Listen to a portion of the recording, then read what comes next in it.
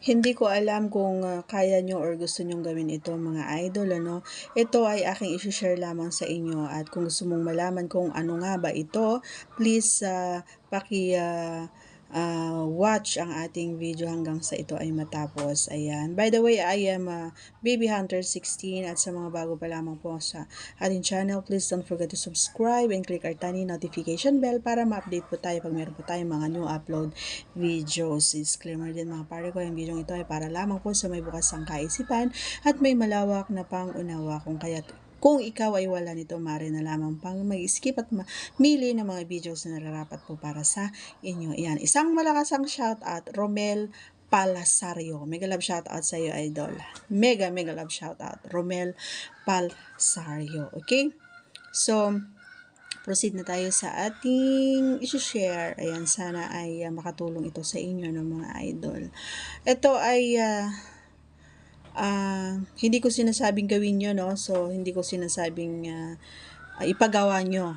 Ayan, sa mga kapareha nyo. Ito ay experience ko lang na gusto kong i-share. Kasi, di ba, madalas at talagang paborito ko, talagang ginagawa ko ito sa kapareha ko yung talagang pumupunta ako sa baba niya para alam mo na, isubo yung dapat isubo. Pero alam mo ba, sinubukan ko at syempre bago ko ginawa ito sa kapareha ko, nagpaalam naman ako kung okay lang sa kanya. And syempre, okay lang naman daw sa kanya. Basta kung saan daw ako masaya susubukan ko daw kung okay. At okay din sa kanya. Ngayon, hindi ko alam kung ano yung pumasok sa isipan ko at utak ko kung bakit ginawa ko ito. Pero feeling ko ay maganda naman yung kinalabasan, pare ko, no? At ito nga iyon. Bumili ako ng, tawag dito, hindi pala, may ano dito sa bahay, may, ang tawag dito, yung matamis na gatas, ay yung condensed milk. Ayan. Ito guys, hindi ko sinasabing gawin nyo. Sinishare ko lang yung ginawa ko. At maganda naman ang kinalabasan sa aming dalawa. Ewan ko sa inyo, di ba? Yun, binuksan ko yung gatas na yon, yung can, and then yung ano lang, binuksan ko siya ng yung pako na malinis, syempre. And then, bago ako nag-umpisa na pumunta doon sa baba ay kinausap ko yung aking kapareha kung okay lang sa kanya. Sabi niya okay lang naman. Sabi niya kung saan daw ako masaya at kung ano daw yung alam ko na makakapagpasaya din sa kanya is okay lang daw. So yun nga, binuksan ko nga, ipinatak ko ito doon sa ulo mismo. Ayan, doon mismo sa ulo ni T, yung sa kanyang T doon sa baba niya, inilagay ko, ipinatak ko doon hanggang doon sa pinakababa talaga, hanggang doon sa dalawa. So, yun, syempre, naglagay muna ako ng panlatag doon sa ilalim kasi syempre baka tumulo doon sa ilalim, di ba? And then, yun, habang bumababa yung condense, ayan, habang bumababa hanggang dun sa baba ay unti-unti ko itong inaano sa pamamagitan gamit ang aking yan, nakita mo yon. So, hindi ako nagdalawang isip na gawin yon kasi masarap nun, no? Masarap yun, matamis, paborito ko yon.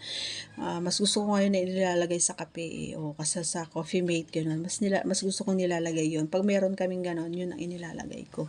And then, talagang iba yung ano, yung nakita ko doon sa kapareha ko. Talagang ni-enjoy din niya at gustuhan niya, nasarapan din siya doon sa exhibition na ginawa ko kasi hanggang dulo puno talaga siya, talagang hindi ko tinigilan hanggang hindi bumaba at na puno yung palibot, kumbaga as in talagang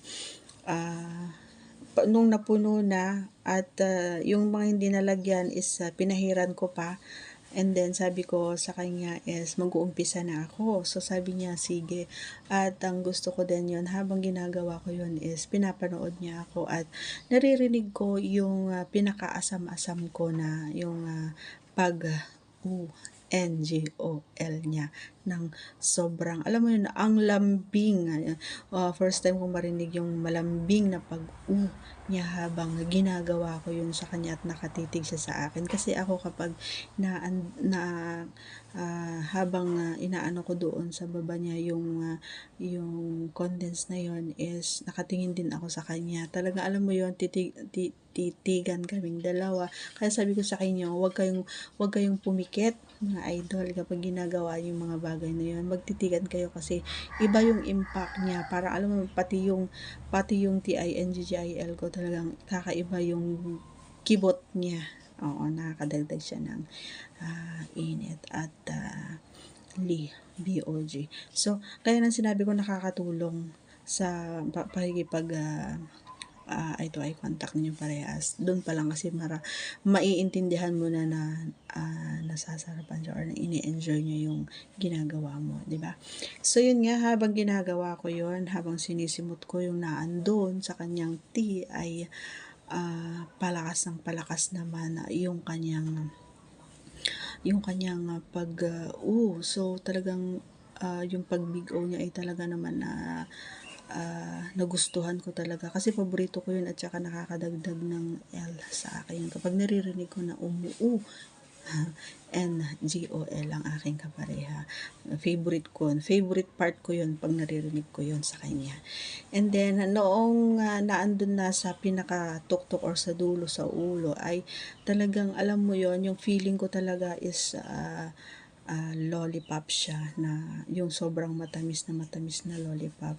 Ganon ang aking pag doon sa ulo at talaga naman iba din daw yung niya, yung pakiramdam niya. Kasi pag wala daw yun medyo nasasaktan daw siya. Kasi nga minsan hindi ko maiwasan na medyo